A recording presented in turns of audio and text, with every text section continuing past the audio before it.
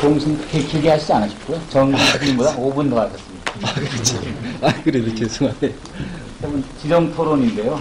뭐, 다 참여당 예전에 하던 분들 거의 대부분인데, 정치 혁신과 정권 교체를 위해서 우리가 참여당을 만든다. 근데 이렇게 3년 반 전에 그렇게 뜻을 모아가면서 당을 만들고, 참여당 하다가 진보통합, 그 다음에 뭐, 통합진보당 파태, 일부는 또 진보통합당 아닌 분들은 또 이번에 이러한 정치 활동들을 하셨을 텐데, 상업 결과가 나온 뒤에 아마 앉아 계신 분들도 그럴 거예요. 우리가 정말로 정치 혁신과 정권 교체에 정말 기여했는가, 이런 것들을 막 돌아보게 됩니다. 우리 지정토론자, 우리 그 3년 반 동안의 그 과정을 가장 앞장서서 우리와 함께, 어떤 차우선의 앞장서서 얘기는 책임을 제일 많이 져야 된다는 생각이 듭니다. 진짜 그렇고요. 오늘 이 모임이 그냥 제가 지금 진보정의당 최고위원으로 있습니다만, 진보정의당이라기보다 국민참여당 함께 했던 분들이 좀 많이 모여있는 그런 거기 때문에 제가 많이 했던 얘기긴 하지만, 국민참여당의 구상이라고 하기까지 우리가 너무 작은 존재였기 때문에 우리가 했던 전망과 기대가 뭐였는가를 너무 당연하게 복귀해보면서 시작할 수밖에 없을 것 같아요. 그래서 두 가지 생각을 했던 것 같아요. 하나는 이제 우리가 그때 복수라는 표현을 썼었는데, 정권 교체를 하자. 이명박 정권, 그거 더 연장되지 않게 하고 이를 심판하자. 그 생각만 가진 사람들은 국민참여당이 함께 하지 않았습니다. 그것과 더불어서 그걸 잘하려면 정치개혁이 동시에 이루어져야 한다라는 생각을 가졌던 사람들이 국민참여당이었습니다. 다른 사람들은 노무현 대통령 돌아가시고 나서 좌절에 빠져 있을 때 지금 돌이켜보면 성공하지 못했지만 먼저 움직이기 시작했습니다. 굉장히 힘들게, 굉장히 많은 비난과 비판을 받으면서 그때 거의 편들어줬던 사람이 소위 친노회에도 없었고 진보적 정치학계에도 없었고 진보 정당에서도 칭찬하지 않았고 민주당에서도 반가워하지 않는 그런, 지금 돌이켜보면 참 무모한 시도를 했었습니다. 근데 그때 가졌던 구상이 그런 거였죠. 정권을 교체하는 데서 머무는 것이 아니라 노무현 대통령의 꿈이었다고 하면 정치개혁이고, 정치개혁을 민주당에서 실행하는데 여러 번 시행착오와 한계가 있었다. 그래서 우리가 가졌던 구상이 국민참여당이 매우 작은 것이었지만 어떤 구상이었냐면 이런 거죠. 지역주의를 벗어난 진보적인, 그러나 그때 우리가 보기에 기존의 진보 정당보다는 훨씬 시대에 부응하고 합리적인, 국민의 다수의 지지를 받을 수 있는 제3세력을 만듦으로 해서 정치제도와 선거제도와 문화를 바꾸고, 결국에 참여민주주의를 결합시키는 게 굉장히 중요하게 문화를 바꿔서 정치 생산 공정 자체를 바꾸자.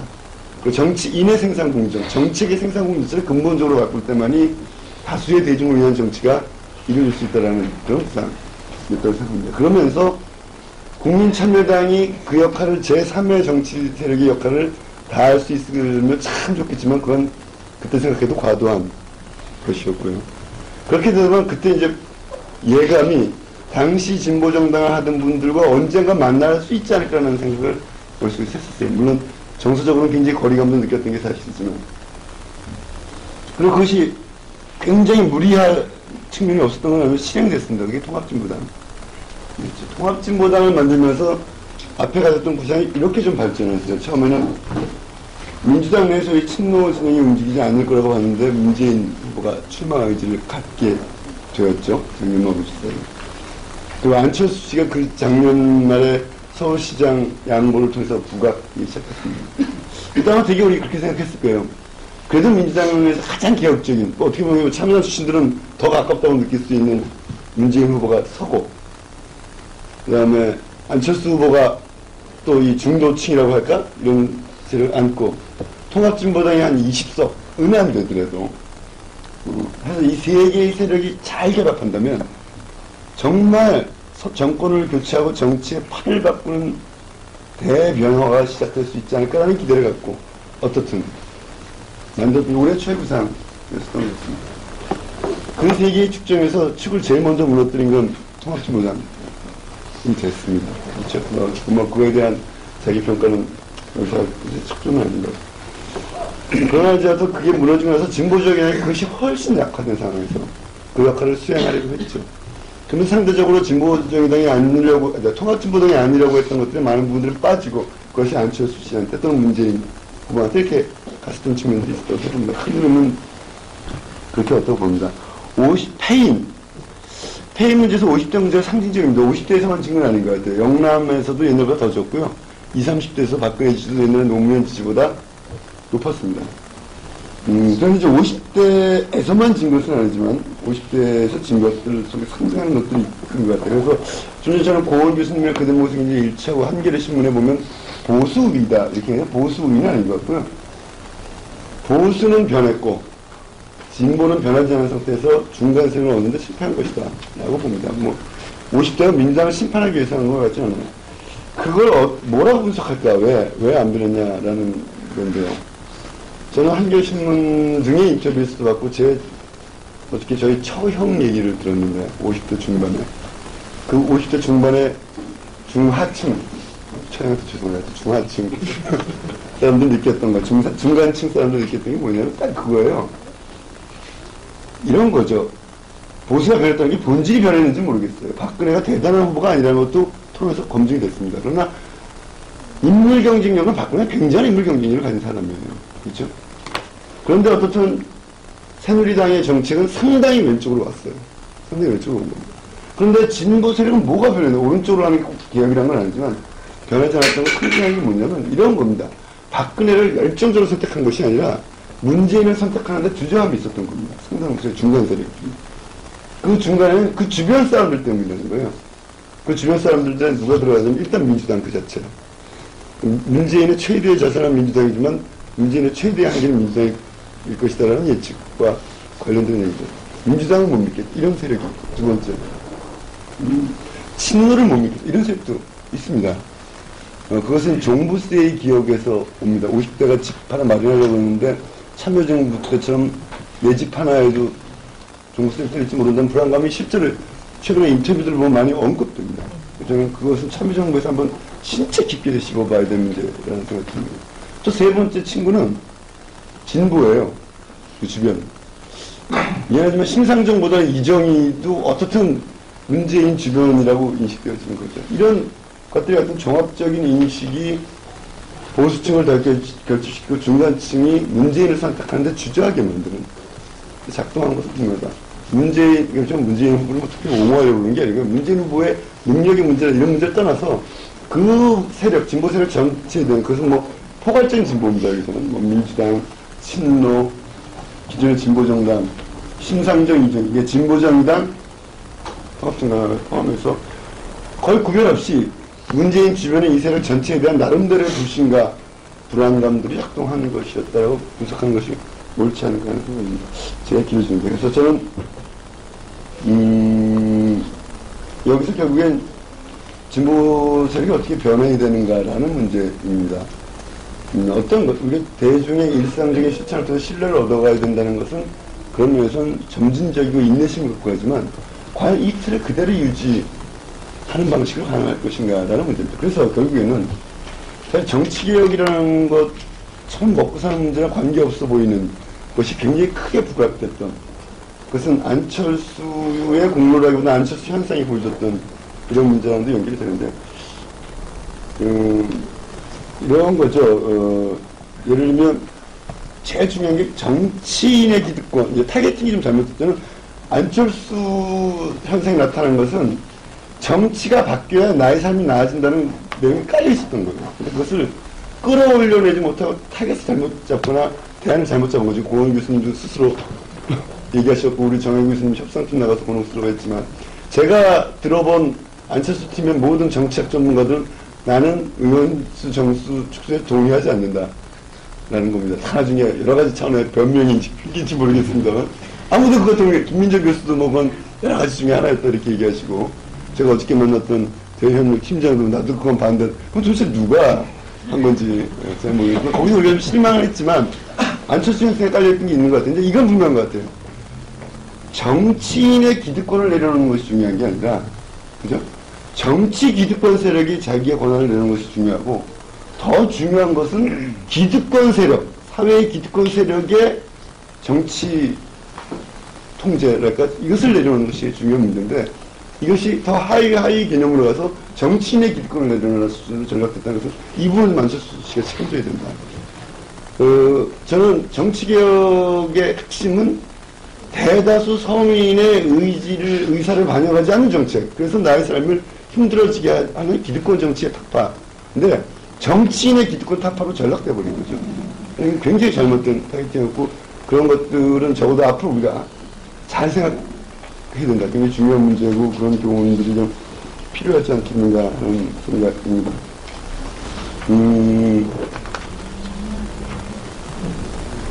제가 왜 50대 문제는 다 그렇고요.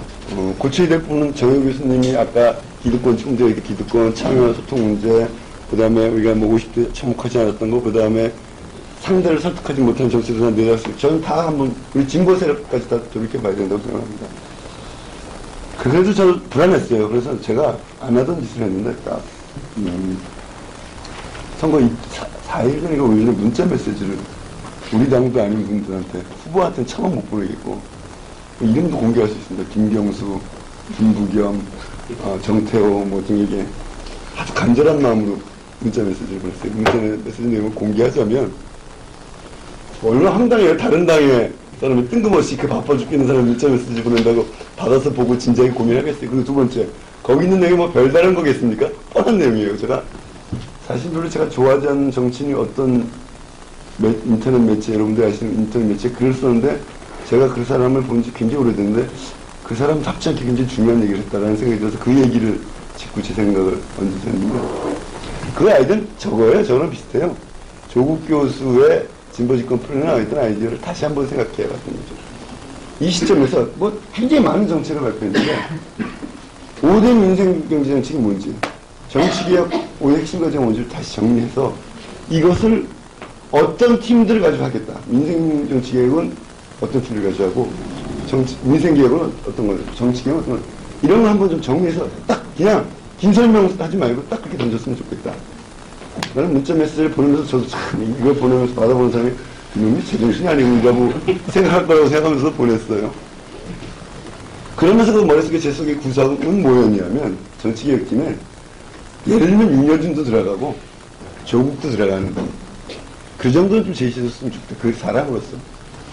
제가 조국 교수한테 저랑 잘 아는 서로가 사이지만, 진보집권 풀어나왔던 섀도우 캐비넷이 갖고 조국 교수의 개인이 창작품이 아니고 그 전석 우리가 쭉 얘기해봤던 것들입니다. 근데 그런 식으로도 뭔가 혁신과 안정감을 동시에 주는 것을 말이 아니라 이렇게 눈으로 보여주지 않으면, 손에 잡히는 형태로 보여주지 않으면 안 되겠다는 그런 절박함을 저는 이 삶을 지나고 돌파가 안 된다는 걸 느꼈었던 거죠.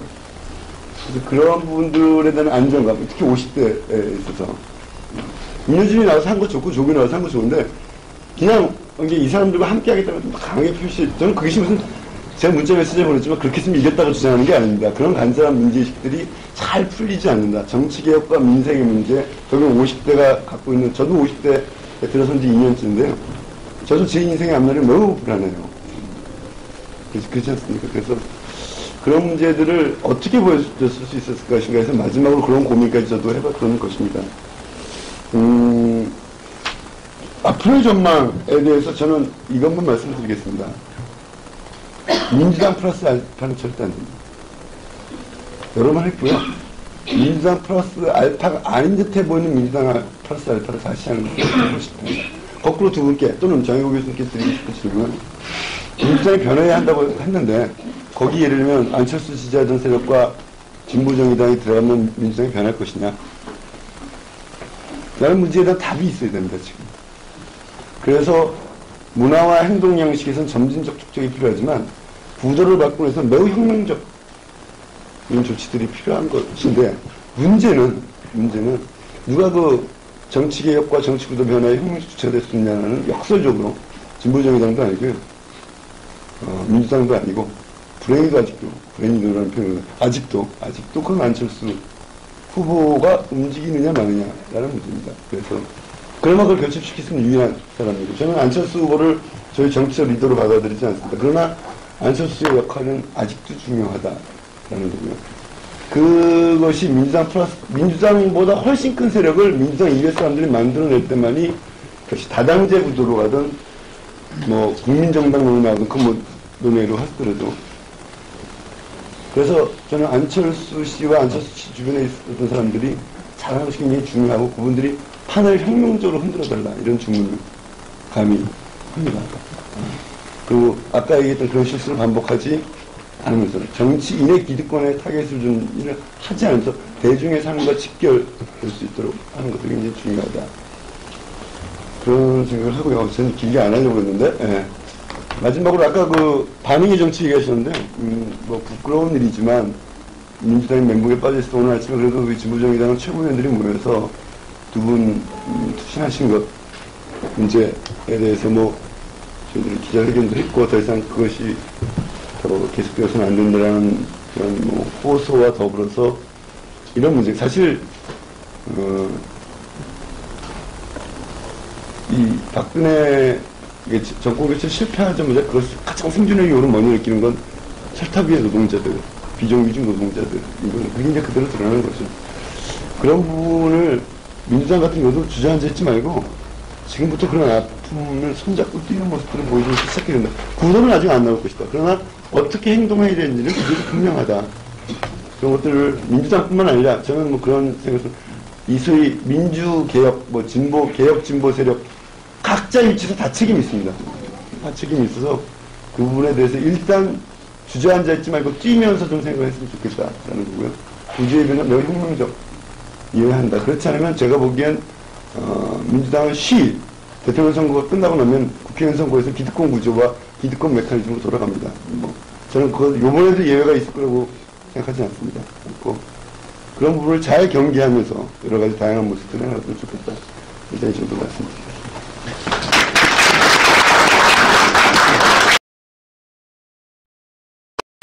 예. 이렇게 해서 첫 발제와 이제 지점 토론까지 들은 셈이고요. 두 분은 굉장히 본인의 정책 경험을 가지고 성찰적인 말씀하셨고, 그리고 천호선 최고위원은 또 본인이 겪은 일, 그리고 이제 참여당부터 같이 하면서 가졌던 비전 이런 것들을 중심으로 해서 선거에 지점 토론 해주셨습니다. 처음 말씀드린 것처럼 이게 순서를 바꾸어서 고원 교수님, 정현 교수님이 각각 한 5분 이렇게 드렸는데 5분에서 10분 정도 해서 보조 발제를 앞에서 했던 얘기들 못하신 이야기 다시 하시고 또 뭐 토론 다른 분들 토론 들으시면서 특별히 덧붙이고 싶은 말씀이나 그런 것들을 주시면 되겠습니다. 고원 교수님부터. 예. 천호선 최고님 이야기하신 것까지를 포함해서 아까 제가 말씀 못 드린 것 중에 좀 진보 정치 세력이 민주진보 세력이 어떤 과제를 해야 되느냐 좀 이야기를 좀 드리겠습니다.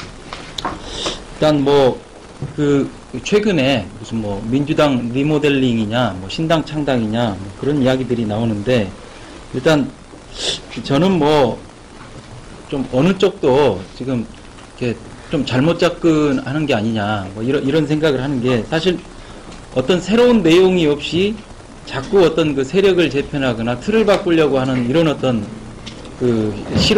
시도가 과연 얼마나 효과성이 있느냐라고 하는 데 대해서 좀 진지하게 복귀해 볼 필요가 있을 것 같아요. 자꾸 어떤 좀 새로운 내용도 없이 자꾸 어떤 틀만 바꾸려고 하면 사실 지금 냉정하게 따져보면 과연 새로운 세력 틀, 그러니까 새로운 어떤 근본적 그야말로 이제 천 최고님 말씀하신 혁명적 재편 과연 이걸 할 수 있는 사람 세력 주체 이게 누굴까?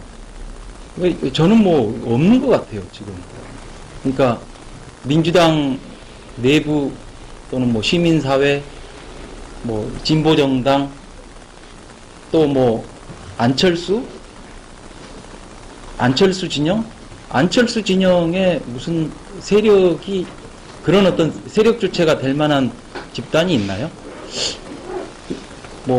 또 그 속에 담긴 어떤 가치와 노선 이런 것들이 있다라고 대선 과정을 통해서 이렇게 검증된 게 있나요? 그래서 저는 이렇게 단일화 이후에 혹시 읽어보셨는지 모르겠지만 프레시안에 쓴 글에서 그냥 지금은 문재인 후보 쿨하고 화끈하게 돕고 당장에 무슨 신당 창당이니 이런 유혹에 흔들리지 말고 당분간은 좀 자기 성찰, 쇄신 좀 열심히 하면서 길게 때를 기다리지 당장 뭐 이게 정치 실험 뭐 어떻게 지금까지 보여준 상태에서 뭐 하려고 하면 또다시 똑같은 한계와 오류를 반복할 것이다. 뭐 조금 안 후보님은 뭐 서운하셨을지 모르겠지만 아무튼 그렇게 했는데, 그래서 저는 뭐냐면 그러니까 지금 상태에서 새로운 세력들에 대한 성급한 실험 이런 것들은 그게 아주 잘 돼야 지난 그 민주통합당 만드는 정도의 그 실험에 그칠 거다. 그래서 오히려 그 내용이 있는 자기 혁신들을 해나갈 필요가 있겠다. 그러니까 대선 과정에서 결국 50대 현상 같은 굉장히 중요한 치명적 어떤 현상, 그러니까 그런 어떤 치명적인 민심의 흐름을 읽는데 굉장히 우리가 실패했다라는 거 아니에요. 실제 이제 왜 실패했을까? 과연 그 민심과 유리되어 있었던 원인이 뭐나, 좀 이런 데 대한 좀 더 철저한 성찰. 그래서 뭐 자꾸 틀을 바꾸는 이런 어떤 실험보다는 좀 더 어떤 그 구체적인 원인들을 찾아 나가면서 그 원인들을 극복하고 그 원인들을 극복할 수 있는 여러 가지 제도화, 뭐 이런 것들을 하나씩 해나가는 그런 접근들이 더 중요하지 않겠는가. 특히 이제 뭐 그것과 관련해서 전혀 뭐 성과가 없지는 않았다고 봐요. 대선 과정에서 어찌됐든 늦었으나마 정혜구 선생님 갑작스럽게 직면해서 상당히 당황했었다 이제 말씀도 하셨지만, 어찌됐든 뭐 만시지탄이고 뭐 조금 뭐 부족했지만 대선 과정에서 정치 쇄신, 정당 쇄신, 자기 쇄신 뭐 여러 가지 논의들이 이루어졌습니다. 그래서 그런 어떤 논의들을 잘 이렇게 발전시켜서 잘 이렇게 반영시키고 뭐 그것들을 제도화시키고, 그래서 그 제도화된 어떤 그 결과물들이 당장의 2014년 지방선거에서부터 제대로 잘 이렇게 실천되고, 이제 좀 이런 어떤 새로운 내용들을 만들면서 그 위에 이제 세력틀에 대한 어떤 고민, 또 재편에 대한 고민, 이런 걸 이루어지는 어떤 그 접근들이 좀 필요하다라고 하는 것들이 첫 번째 하나고요.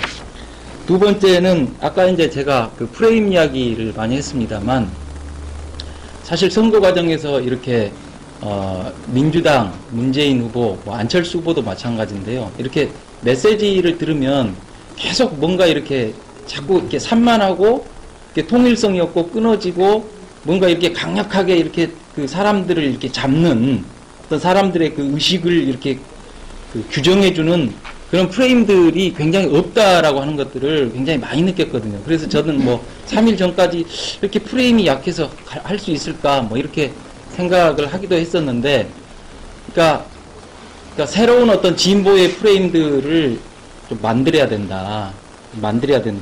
근데 이제 사실 이번 대선 과정에서 뭐 경제민주화, 복지 뭐 이런 프레임들에 대해서 그냥 새누리당이 다 물타기로 전부 이렇게 희석시키면서 거기에 대해서 속수무책으로 싹 다 당한 거예요. 그러면서 진보의 프레임은 여전히 뭐냐면은 저쪽에서 공격할 때 이렇게 진보 이렇게 야권 뭐 진보 이런 사람들은 뭐 혼란스럽다, 말 바꾼다, 불안하다, 믿을 수 없다, 이런 것들이 상당히 계속 먹힌 거였거든요. 그래서 그 진보의 어떤 새로운 프레임을 만들어야 되는데, 이 진보의 새로운 프레임과 관련해서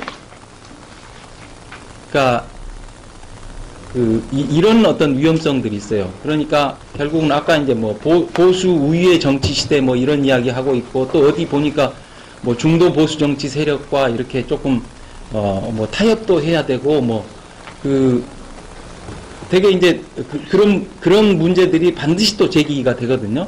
그래서 신당 창당 뭐 이런 논의와 관련해서 아무래도 뭐 중도주의적 신당 창당론 뭐 이런 것들이 오히려 더 힘을 얻을 가능성들이 있는데, 사실 이렇게 가면 사실 민주진보의 지리멸렬이고 굉장히 혼선이죠. 그러니까 제가 이제 자기 진영의 지지층뿐만 아니라 상대 진영의 지지층, 상대 진영에 이제 있는 그런 지지층도 함께 볼 수 있는 포괄적인 어떤 그 정치 분석 틀의 중요성 뭐 이런 것들을 이야기했지만, 그것은 그러니까 자신의 어떤 그 정체성이나 진보성을 그러니까 약화시키고 혼란시키는 그런 어떤 그 프레임의 구성은 안 된다라는 것이죠.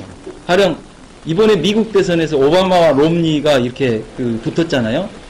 그러면 뭐 다른 여러 가지 평가가 가능하겠습니다만은 거기에서 롬니가 진 굉장히 중요한 이유가 뭐냐면은 롬니의 어떤 프레임이 뭐냐면은 이렇게 롬니는 보수잖아요.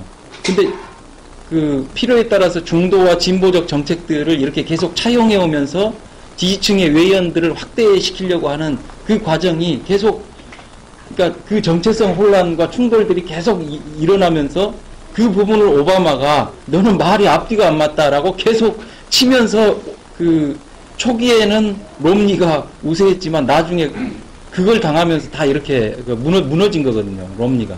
반면에 오바마는 뭐냐면은 그 진보적인 정체성과 그걸 계속 일관되게 유지해 나가면서도 소위 초당파적인 협력과 소위 미래지향이라고 하는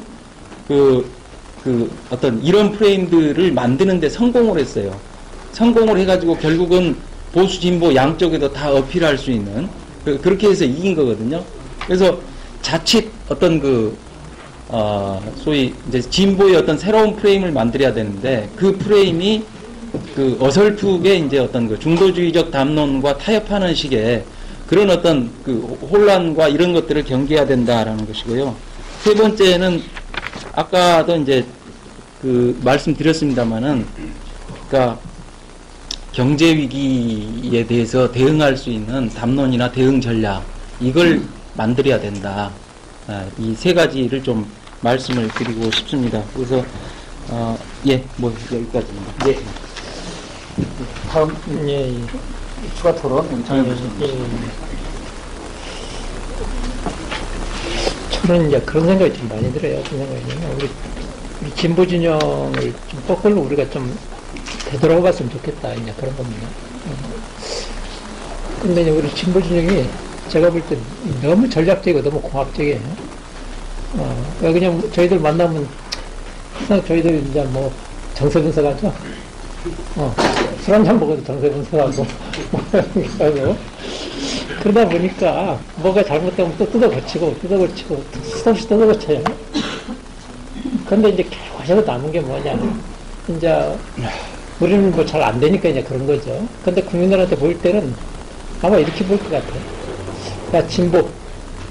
저 친구들은 이거 말 잘하고, 정세 분석 잘하고, 그 다음에 한번 뭐 잘못하면 다시 뜯어 고치고. 근데 남는 게 뭐냐? 맨날 고치는 거. 이게 이제 우리 모습이 아닌가라고 생각이 들어요. 근데 이게, 그러니까 좀 어떻게 보면 전략, 그 다음에 정세 분석, 이게 가지고 있는 함정 같은 게 좀 있는 것 같아요. 그게 뭐냐면, 이게 지속성이 없는 거예요. 그러니까 그 국민들이 보고 싶어 하는 것은, 제가 이번에 이제 박근혜 후보 보면서 굉장히 이제 새롭게 본 게 이런 겁니다. 뭐, 박근혜 후보가 뭐 콘텐츠를 많이 가지고 있습니까? 토론해보니까 아니죠. 그렇지만 그 사람은 한 15년 동안 굉장히 일관성이 있었던 것 같아요. 그냥 옳건 그러든 간에 자기는 뭐 고집하는 거 있지 않습니까? 그리고 자기 말이 뭐 옳다 그러든 자기는 뭐 이게 신뢰다 원칙이다 그렇게 얘기를 했지 않습니까? 오히려 저희한테 그런 게 좀 필요한 것 같아요. 그러니까 우리가 뭐 이렇게 뭐 뜯어고치고 이게 중요한 게 아니고 국민들이 볼 때 저 친구들은 적어도 한 5년 10년 가는 뭔가 있는가 보더라. 그리고 뭐 되든 안 되든 어떤 거 열심히 하는 것 같더라. 그런 게 저희한테 필요한 게 아닌가라고 생각이 좀 들어요. 그리고 제가 볼 때는 지금까지 안 됐던 것은 우리가 전략이 없어서 안 됐던 것이 아니고 제가 볼 때는 그렇습니다. 구조적으로 안 되게 돼 있어요. 그냥 뭐 우리 뭐 방공 뭐 국가에서 저기 하고 예를 들면 그 김대중 대통령이 당선됐을 때 그냥 간단히 얘기해서 JP 끌어들여서 당선된 거 아니에요. 그 다음에 이인재가 500만 표도 안 오셔가지고 된 거지 않습니까? 그러니까 우리 식으로 된 게 아니에요. 우리가 어떻게 보면 굉장히 어떻게 보면 전략적으로 잘한 거죠. 또 우리가 가지고 있는 3분의 1밖에 안 돼요. 노무현 대통령이 어떻게 당선됐습니까? 전혀 우리하고 뭐 이게 이념이나 전혀 안 맞는 정몽 좀 끌어내려가지고 그 표 가지고 와서 된 거지 않습니까? 우리가 솔직히 이제 3분의 1밖에 안 돼요. 근데 제가 아까 얘기한 것처럼 그래도 5대5 만든 게 6.27 지방선거 때입니다. 그러니까 이제 겨우 5대5 조금 우리가 모자라지만 이제 만든 거예요. 그래서 사실 그 이전까지는 사실 우리 자력으로 별짓을 다 해도 뭐 안 되는 겁니다. 근데 우리는 뭐 수없이 그 사이에 집 뜯었다 고쳤다 뜯었다 고쳤다 하면 이제 이랬던 거예요. 근데 저는 이제는 조건이 좀 된 것 같아요. 저는 이번에 이제 뭐 선거에서 졌으니까 워낙 이제 좀 뭐 멘붕 상태지만 그래도 이제 희망을 좀 이렇게 봐요. 그게 뭐냐면 저희들은 이제 좀 이렇게 좀 거시적으로 이렇게 보니까 좀 객관적으로 이제 볼 수가 있는데 5대5인 겁니다. 근데 이제 52대 48로 졌으니까 사실 이제 뭐 4%지만 만약 다른 사람이 자기 의견을 바꾼다고 한 사람만 바꾸면 2%가 이제 변하는 거예요. 그러니까 한 사람이 안 바꿔져서 이제 저희들이 이제 저기 한 겁니다. 그래서 저는 이제 그 아래로부터 이제 조건은 됐기 때문에 이제 중요한 것은 다시 뭐 새집 짓고 이런 것이 아니고 어떻게 해서라도 일관성 있게 지속성 있게 5년 동안 하고 그 다음에 그 힘을 이제 모아나가는 어떤 크게 중요한 문제가 아닌가 이렇게 생각이 들고 그런 측면에서 본다면 저는 안 후보가 신당 만드는 거 모르겠어요. 뭐 저는 잘 모르겠는데 성공 가능성 없다고 생각합니다. 왜 그러냐면 한국에서 뭐 정치 시작하면 한 2년 지나가면 다 정치인이 돼요. 안 후보도 뭐 모르겠습니다. 이제 지금 시작했으니까 아마 2년쯤 가면 절반 정도 정치인이 되고 한 5년 뒤에는 그냥 정치인이 돼 있을 거예요. 그럼 우리 국민들이 어떻습니까? 한 거 다 버리죠? 내용 관계없이 버려요. 생각 갖다 끌어들입니다. 그냥 기성정치가, 그건 제가 볼 때 우리 국민들한테 파퓨전 같은 게 있어요. 기성정치가 싫으니까 좀 오래 있으면 다 갖다 버립니다. 그래서 자꾸 생각 끌어들여요. 근데 그렇다고 이게 카타르시스 해소는 되지만 정치가 바뀝니까? 안 되죠? 제가 볼 때 그래서 안철수 후보가 뭐 이 신당 만들어 하는 것이 꼭 성공한다고 그렇게 보장을 못 하겠어요. 제 경험상 제가 본 판단에서 오히려 저는 안철수 후보가 능력이 진짜 있으면 민주당에 들어와서 민주당 확 바꿔버렸으면 좋겠어요. 왜 그러냐면 이렇게 들어오면 지금 민주당이 완전히 거의 어떻게 보면 위기 상태지 않습니까? 그래서 들어온다면 받아들일 거예요. 받아들이면 와서 이제 확 바꿔내야 되는데 바꿔내는데 이제 필요한 것은 능력이 필요하죠. 근데 제가 볼 때 인기만 가지고 대통령 되려고 해서는 안 된다고 생각합니다. 자기 능력을 보여줘야 돼요. 왜 그러냐면 아무리 우리가 사기꾼이 아닌 다음에는 인기 가지고 하면 안 되지 않습니까? 진정성 있고 자기 능력을 보여주고 검증받고 그걸 가지고 국민한테 선택받아야 자기도 어떤 사람이 되는 것이고 남이 볼 때도 그게 좋은 것이고 이제 그런 거예요. 안철수 후보가 인생을 굉장히 성공적으로 좋은 인생을 살아왔지 않습니까? 다 인정을 해요. 그렇지만 정치적으로 능력을 보여준 건 없어요. 제가 봤을 때 이번 정치적 능력은 제 정치학자로 봤을 때는 별로 좋지가 않았습니다. 그렇기 때문에 당신이 진짜 정치를 하려면 능력을 보여줘야 돼요. 뭐 신당을 만들든 뭐 민주당 들어오든 능력을 보여줘야 되는데 그거 피하면서 슬슬 인기만 가지고 그렇게 정치에서는 해서도 안 되고 성공 가능성도 없다고 생각이 듭니다. 그래서 이제 그 부분은 뭐 안 후보가 이제 좀 판단을 좀 하셔야 되고 민주당이 문제가 많습니다. 제가 볼 때 어떨 때는 뭐 이런 얘기가 있어요. 이게 사람 같으면 내가 다시 막 가르치고 싶더라고요. 제가 그때 인적쇄신 그때 한번 이제 정치위원회에서 그게 이제 보도가 됐지 않습니까? 그때 이제 안에서 토론하는데 뭐 이런 느낌 들었어요. 안에 이제 그 의원들이 뭐 다 그런 건 아닌데 그게 반대를 하는데 반대 이유가 뭐냐면 개파 문제 되고 그러니까 제가 화를 잘 안 내는데 그때 너무 이게 속이 터져가지고 무지하게 화를 냈어요. 지금 시대가 바뀌고 정권이 왔다 갔다 하고 이제 그런 마당인데 왜 개파라는 그 좋은 관점에서 우리 개파가 아니고 상대방 개파 때 넘어가도 괜찮아요. 왜 좋은 관점에서 다 그렇게 보냐? 그렇게 시야가 좁냐? 그래서 이제 그거 가지고 저기를 하고 이제 그런 쪽에서 굉장히 많이 토론을 많이 했어요. 그래서 저희가 이제 인적쇄신 얘기한 게 그런 거였습니다.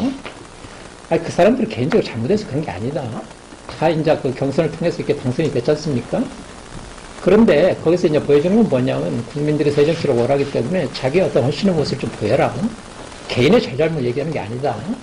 그리고 적어도 정권 문제에 앞서가지고 그런 정도의 어떤 자기 서신 모습을 보여줘야 되는 게 아니냐. 그래서 이제 그때 결의를 했어요. 근데 아마 당사자들은 굉장히 섭섭했을 거예요. 그런데 제가 얘기하고 싶은 건 뭐냐면 그런 거예요. 민주통합당도 문제가 굉장히 많은데 그렇다고 해서 민주통합당이 지금 없어지면 그걸 대체할 수 있는 세력이 있느냐? 저는 없다고 생각해요. 그냥 우리 역사를 보면 알지 않습니까? 민주통합당이 이름만 바꿔가지고 계속 온 거 아니에요. 그렇기 때문에 이거 가지고 발전도 안 되지만 또 이거 없어도 안 돼요. 그래서 저는 민주통합당이 상당히 역할을 해야 된다고 생각해요. 어떻게 해야 되느냐? 여하튼 국민들이 신뢰할 때까지 그냥 쇄신할 수밖에 없는 것은 그렇게 하기 위해서는 개파를 지탱하고 있는 어떤 제도라든지 그 다음에 그 사람들이 가지고 있는 기득권이라든지 그런 거 다 내려놓고 외부의 사람들을 좀 데려와야 돼요. 근데 외부의 사람 데려올 수가 없죠. 왜냐면 당장 선거나 뭐가 있으면 이제 후보 이렇게 좀 사람을 끌어올 수 있지만 지금 선거도 없는 마다 누가 오겠습니까? 하여튼 그래서 제가 볼 때는 여하튼 쇄신하고 그래서 밖에 사람들이 들어올 마음이 생길 정도 뭔가 이제 해야 되는 거예요. 그 다음에 이제 진보정당 문제도 좀 제가 얘기를 하겠습니다. 저는 진보정당이 이런 생각이 들어요. 왜 안에서 그렇게 서로 이제 생각 차이는 있을 수가 있는데 왜 그렇게 싸우는지 모르겠어요. 그냥 저희들이 이제 이렇게 살아가면서 생각 차이는 다 있는 겁니다. 다 있는 건데 그 안에서 그것 때문에 싸울 수도 있어요.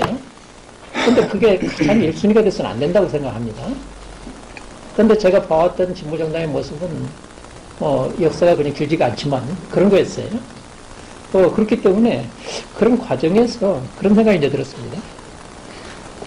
이렇게 주장하기보다는 상대방 말을 좀 들어주고 그 다음에 참고 그 다음에 보다 큰 목적을 위해서는 차이를 좀 넘어서고 하는 어떻게 보면 우리 쉬운 얘기로 해서 이게 정치가 아니고 이게 뭐랄까 이렇게 살아가면서 이렇게 인격 같은 그런 거 있지 않습니까? 그런 것이 우리한테 부족한 게 아닌가 그런 생각이 많이 들었어요. 그냥 우리가 살아가면서 왜 그러냐면 진보정당 하시는 분 너무 고생 많이 하시잖아요. 너무 고생 많이 하시는데 그렇게 고생 많이 하면서 왜 결과가 그렇게 될까라는 문제. 고생한 만큼 잘해야 될 거 아닙니까? 그리고 잘하는데 가장 기본이 되는 것은 어떤 전략의 문제 그런 문제가 아니고 사람의 문제가 아닌가 이제 그런 생각이 좀 들었어요. 그렇기 때문에 너무 조바심 내지 말고 그 다음에 이제 그런 속에서 상대방을 좀 아껴주고 그런 속에서 이제 그렇게 가는 어떤 그런 문제부터 좀 해야 되고 그 다음에 이제 그런 과정에서 민주적 승복의 문제 민주적 정당한 어떤 민주적 절차에 대해서 승복해주는 그런 문제들부터 저희들이 이제 훈련을 좀 해야 되는 게 아닌가라고 생각이 듭니다. 저는 지금 각 정당이 이렇게 크게 정계 재편하고 그런 거 원하지 않습니다. 자기 서 있는 자리에서 굉장히 하나하나 이렇게 저기를 하고 5년 뒤에 그걸 하고 한 가지만 제가 말씀드리겠습니다. 제가 이제 저희들이 48% 나왔어요. 근데 이제 영국에서 이제 그 대처가 들어서 그래서 굉장히 오랫동안 했지 않습니까? 근데 이제 노동당이 그걸 극복하기 위해 가지고 블레어 이런 사람들이 기든스 이런 사람들 같이 해가지고 일종의 이제 제3회기 같은 거 만들어내면서 그때 집권을 했지 않습니까? 절치부심해서 그렇게 만든 거예요. 그래서 저는 5년 동안 저희들이 절치부심하고 그런 과정에서 어떤 쓸데없는 이렇게 과도한 우리 내부 소비 같은 거 있지 않습니까? 소모 같은 거.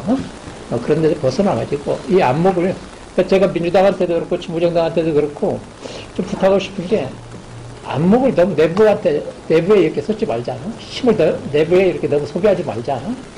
그냥 우리 목표가 그게 아니지 않습니까? 그걸 넘어서가지고 전체로 정권을 바꿔내고 정권 바꿔내는 속에서 그런 속에 자기 어떤 역할 같은 거 하고 자기 노선 같은 거 추진하면 되는 거예요. 하여튼 그래서 좀 안목을 크게 갖고 자기 내부 쇄신하면서 서서히 힘을 이제 만들어가고 그런 속에서 5년 뒤에는 48% 우리가 가지고 있기 때문에 거기 한 5%만 더 붙으면 됩니다. 그걸 해내는 그런 작업이 좀 진행이 됐으면 좋겠다. 그런 얘기를 좀 하고 싶습니다. 네. 예, 이렇게 해서 이 두 분의 발제와 지정 토론과 또 이 보조 발제까지를 정해진 순서로 들었습니다. 근데 참 약속된 시간보다 굉장히 긴 시간, 조금 더 긴 시간 동안 지정 토론이 쭉 진행이 되었는데요.